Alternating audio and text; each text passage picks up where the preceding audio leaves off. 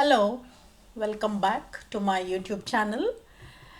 In my previous videos, we have discussed about some of the psychotic conditions like schizophrenia, mania, depression, and we have also discussed about some of the neurotic conditions like panic anxiety disorder, generalized anxiety disorders, different types of phobias. Today we are going to discuss about one important topic which has been asked several times in your examinations, academic examinations.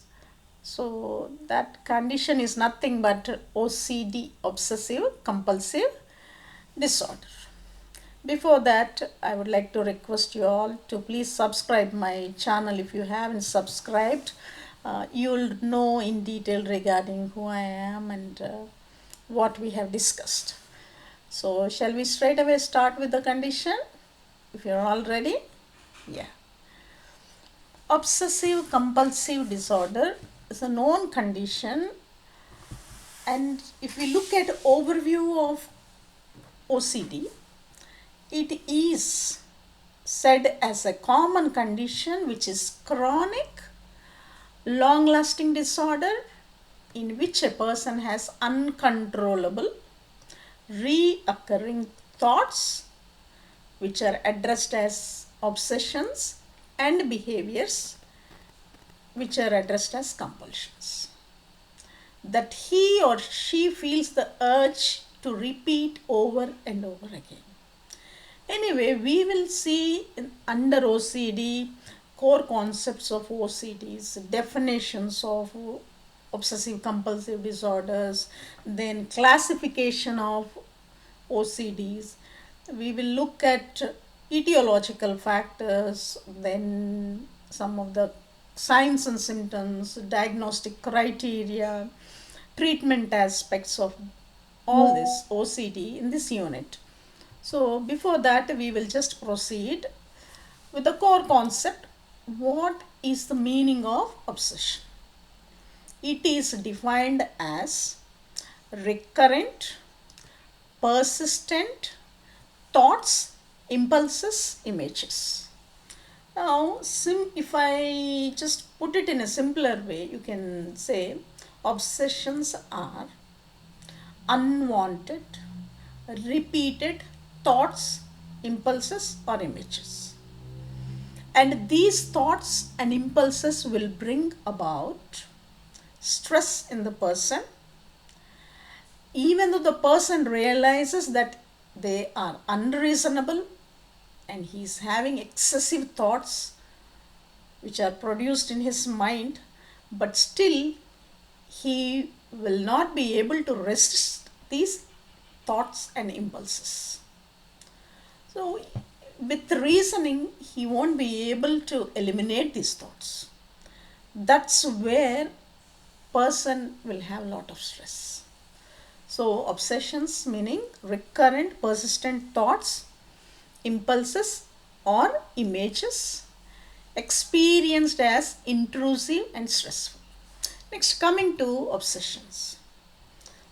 So, we said obsessions are repeated unwanted thoughts or images. In the stress produced by these obsessions will lead to a compulsive behavior. So, compulsions are defined as repetitive, ritualistic behaviors of thoughts, the purpose of which is to prevent or reduce the distress which is caused by the obsessions. For example, if a person has a repeated thought that his hands are contaminated, which brings about stress in that person, in order to reduce that stress, the person will perform a ritualistic behavior like performing hand washing. After performing hand washing, the person's stress will reduce. This is how it is. Obsessions leading the person to perform ritualistic behavior.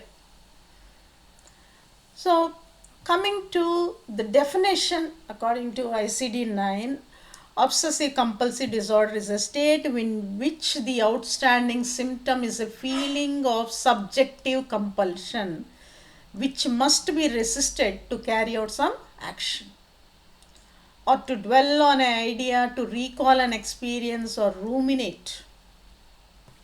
Ruminate is nothing but thinking excessively on certain topic.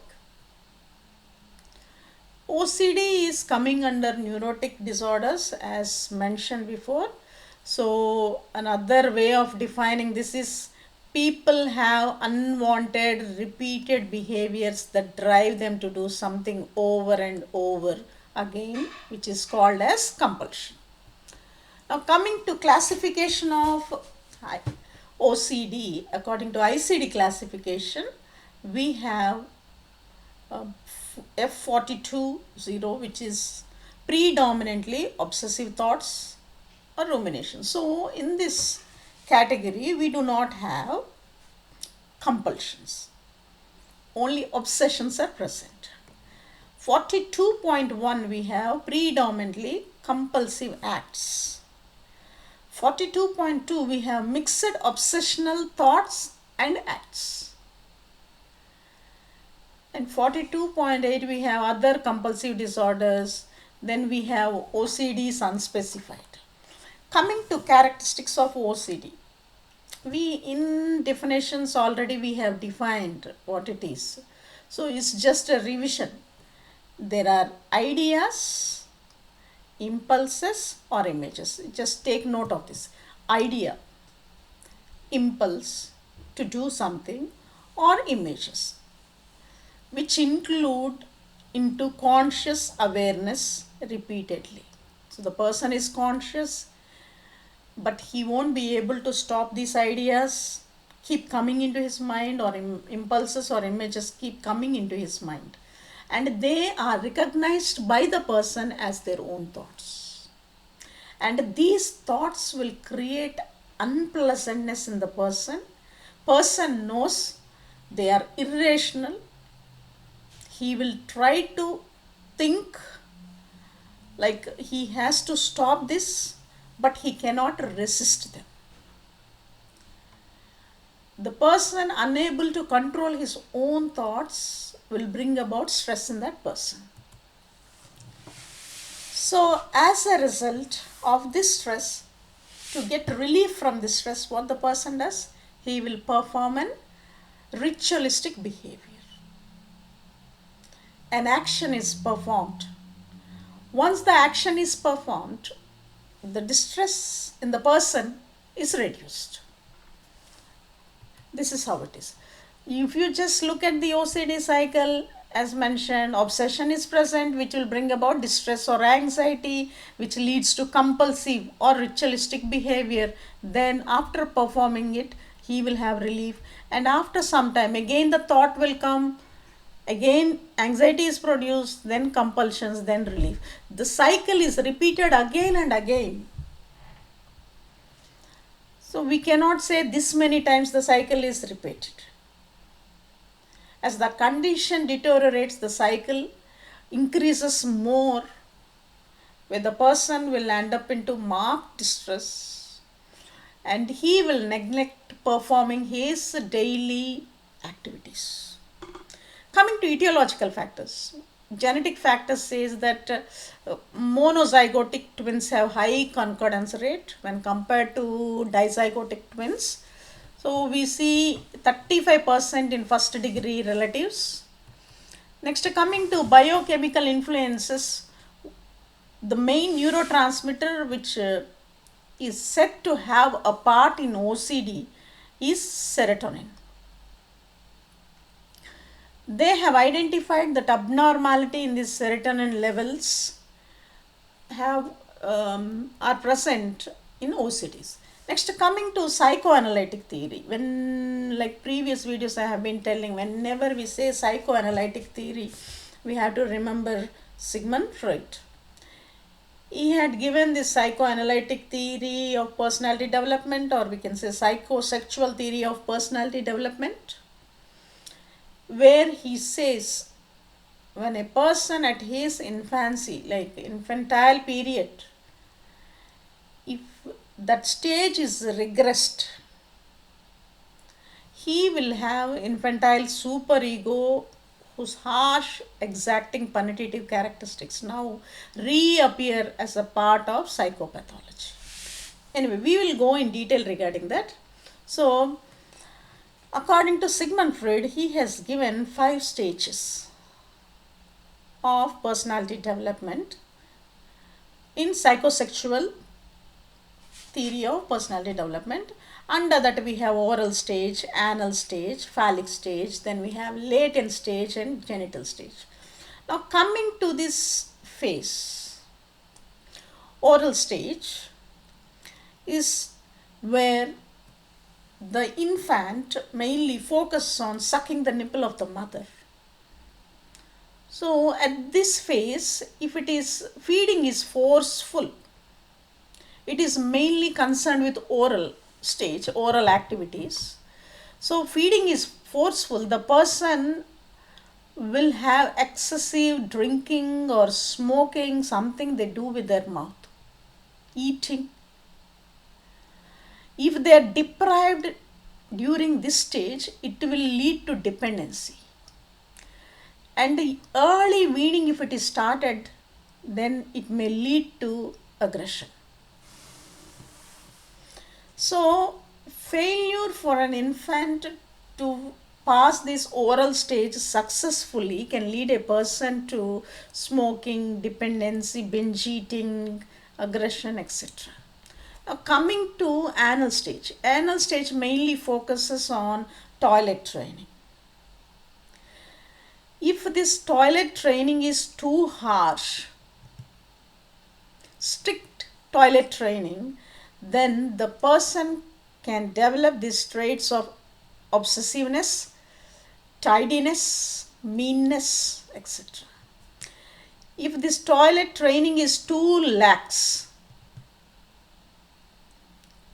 then untidiness and generosity is observed. Next, coming to phallic stage. Phallic stage mainly leads with forming the relationship between the parents, where we find a girl being attached to the father and a boy being attached to the mother.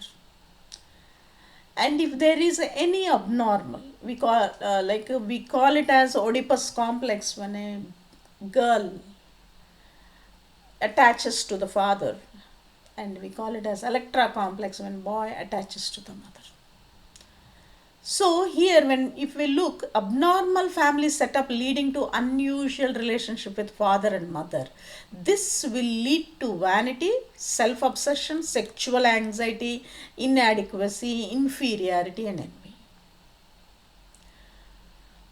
This is how Sigmund Freud explains the theory behind OCDs. Coming to behavioral theory. According to this behavioral theory, we receive a stimulus which might be internal or external, which produces distress and anxiety in the person.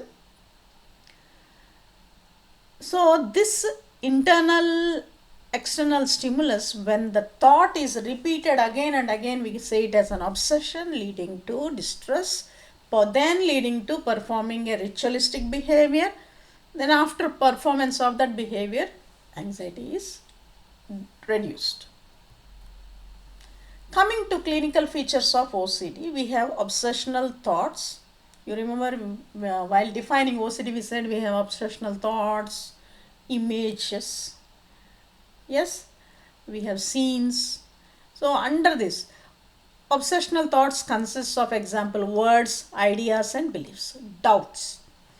Obsessional doubts, when we say, maybe like checking again and again whether we have disconnected gas connection or not, whether we have bolted door or not. Obsessional doubts. Then obsessional rumination, like debates, arguments, rituals, repeated counting, repeated hand washing, repetition of words, we call them as rituals. Now performing hand washing again and again, ritualistic behavior, repeated counting again and again. Next, coming to obsessional impulse, injuring to child or shouting in church, they come under that. Obsessional images, violent scenes, or abnormal sexual activities, especially pornography sites. When they visit, more often they have these obsessional images. Then obsessional slowness, which leads to slowness in daily activities and impairment in work. Coming to course and prognosis, usually it is long and fluctuating. It's fluctuating. If there is any precipitating event or a trigger, the prognosis good. And like the person, if he has developed recently or acute, you can also consider the prognosis may be good with some precipitating factor. Now prognosis appears worse when the onset is from childhood. So when good prognosis, late onset, precipitating factor is present, and person can have good social and occupational adjustment. But from childhood itself, if we find this type of OCD behavior, then the prognosis will be bad. Coming to diagnosis, diagnosis can be done by just observing the signs and symptoms of the person. Person will be demonstrating the ritualistic behavior, and from history taking mental status examination, MSC's mental status examination. From CT and MRI, it shows enlarged basal ganglia in some patients. Through that also we can confirm. Along with that, we can use ICD criteria also. Coming to treatment, we know under biochemical factors like neurotransmitter which contributes for OCD is serotonin. So we give them with antidepressants. When we say antidepressants, fluoxamine and sertraline, they are SSRIs. So SSRIs means selective serotonin reuptake inhibitors. These drugs will increase the level of serotonin at the synapse. So fluoxamine and sertraline come under selective serotonin reuptake inhibitors. Next, we know that person will have rationality. He knows what is happening in his life, and he knows that he is not able to cope up with his thoughts. So as a result, he is having anxiety and stress, which leads him to land into depression too. So lot of anxiety is produced. We treat them with benzodiazepines. So some, and if you just look at phobias, we have mentioned different types of benzodiazepines like lorazepam, clonazepam, oxazepam, diazepam. Along with the antidepressants, they are also treated with anxiolytics. Coming to behavioral therapy, we have various types of therapies which can be implemented on this person according to the condition of the person. First one, exposure response prevention, thought stoppage, relaxation techniques, desensitization, aversive conditioning. We will see regarding these therapies in detail. First one is exposure and response prevention. When we say exposure and response prevention, for example, if you take a person feels that his hands are contaminated, and as a result he performs ritualistic behavior like hand washing. So here we are going to expose the person to touch something which is dirty, but response is prevented. What is that response? He would like to wash his hands. So we are refraining the person from washing his hand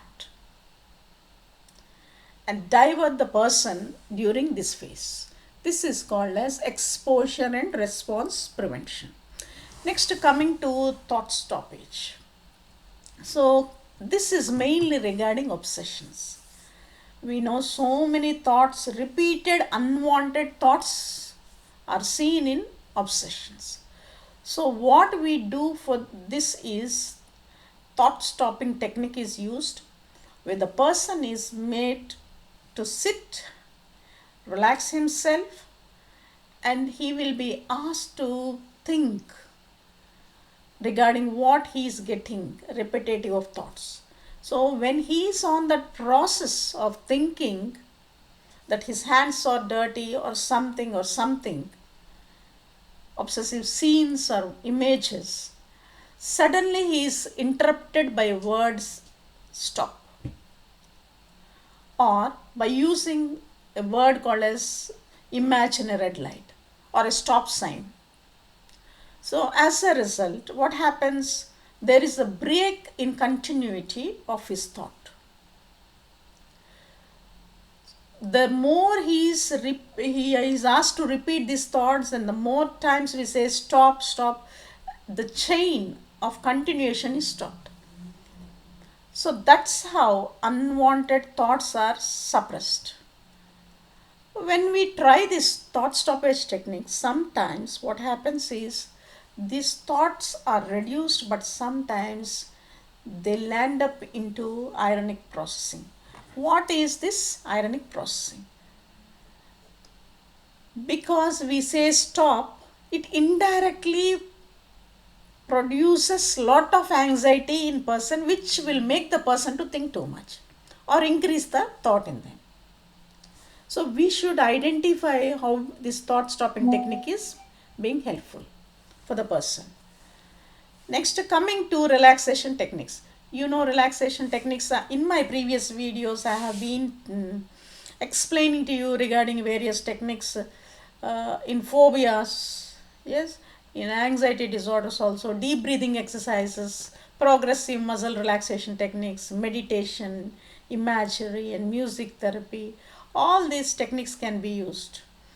We have 11 relaxation techniques which are mentioned here, like body mind relaxation, deep breathing, vibro, acoustic, then autogenic training, then we have visualization.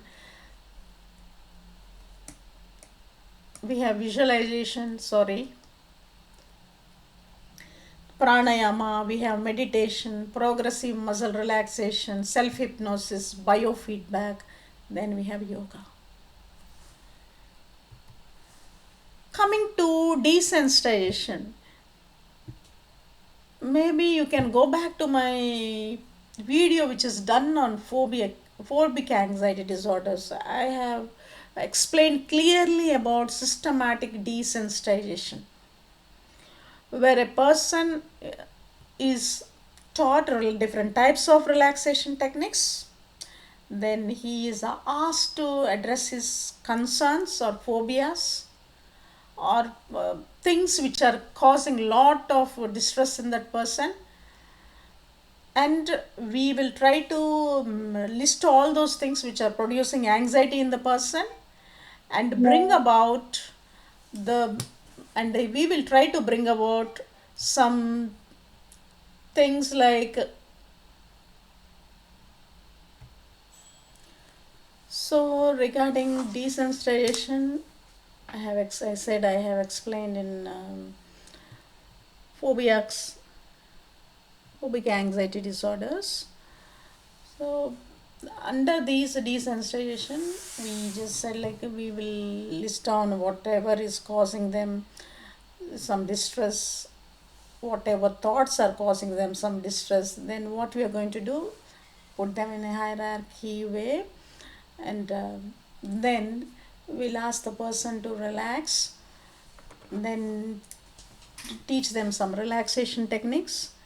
Then after that we will just try to just use the one which is causing relaxation, and we just desensitize. Coming to aversive conditioning.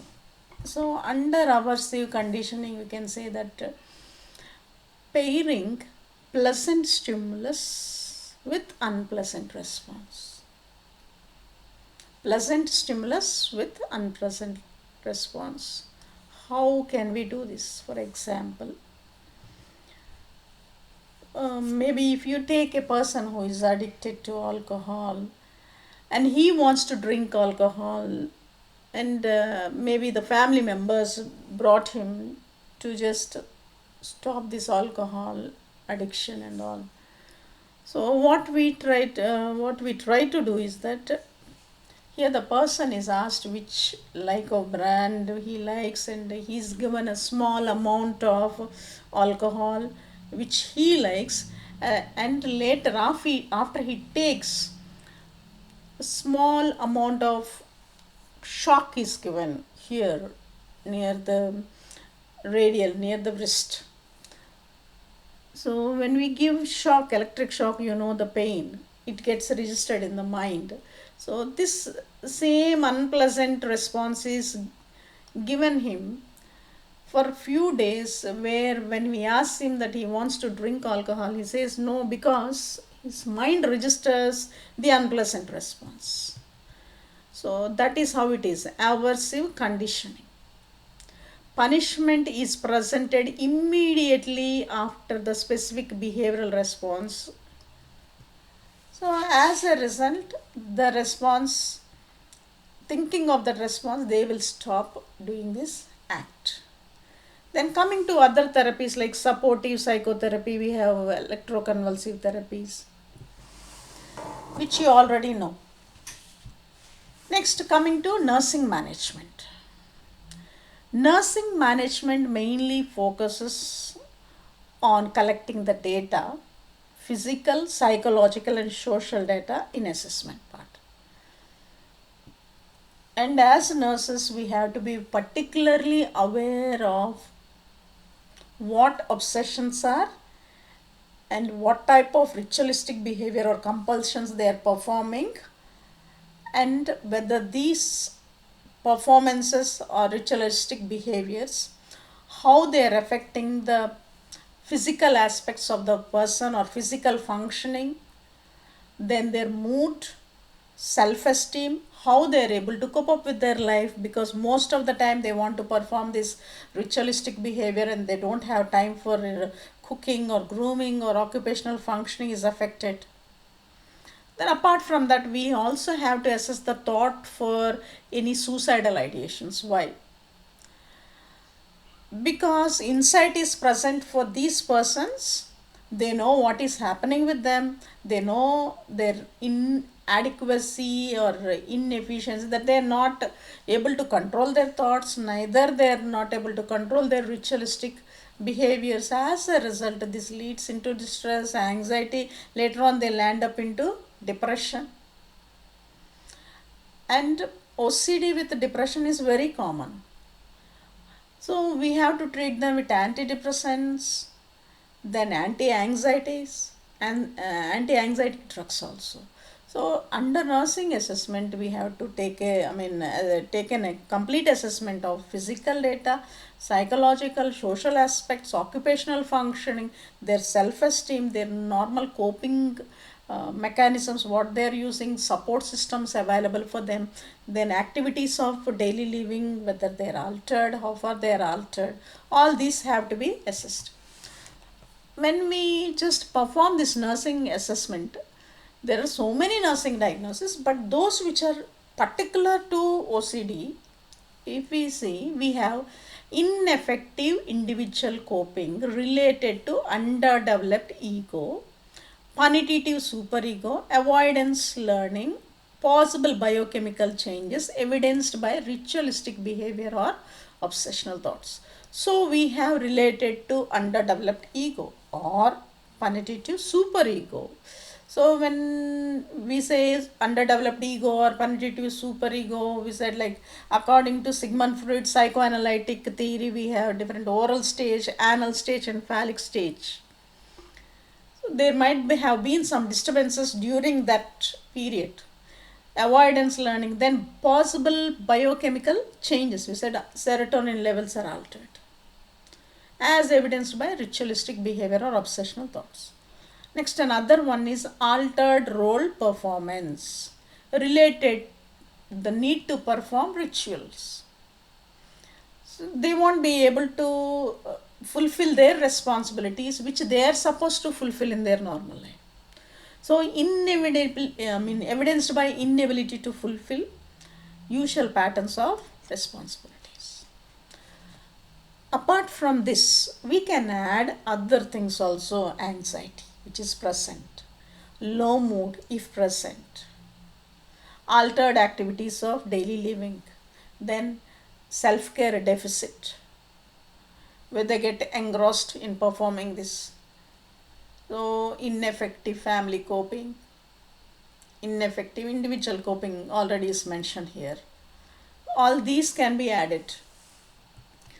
Coming to interventions, work with patient to determine types of situations that increase anxiety and result in ritualistic behavior. Initially, meet the patient's dependency needs, encourage independence, and provide positive reinforcement.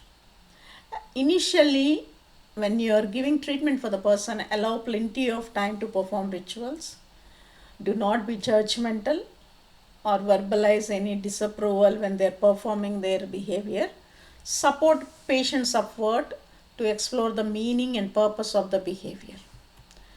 Provide structured schedule for activities. That means if the person wants to wash hands whenever he gets, then allow time for the person to perform these activities.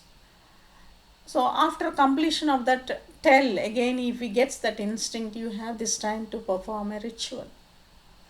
Gradually begin to limit the amount of time which you have scheduled before, and make the person get involved in other activities, unit activities. Whenever he sticks on to the scheduled time, then provide positive reinforcement for that person. These are all some of the things. Coming to evaluation, you can evaluate by telling whether the patient continues to display obsessive compulsive symptoms. Is the patient able to learn new learned behaviors to manage anxiety? Can the patient adequately perform self-care activities? Now, we will just, this is all regarding OCDs, we will just try to recap what all we have discussed in this OCD. So we have discussed about what is the definition of OCD, obsessive compulsive disorder, like repeated thoughts, unwanted repeated thoughts regarding images, etc. Then we have seen about some compulsions or unwanted repeated actions or compulsive ritualistic behaviors which the patient perform. Then different types of classification of OCDs, etiological factors, then and after etiological factors we have seen how we can do the diagnosis part of OCD, then medical management, nursing management. So I hope you have understood regarding OCD. If there are anything which you need clarification or which you want to me to explain in detail, please put a comment in comment box section. As of now, we will end this video. Thank you all very much for listening to me.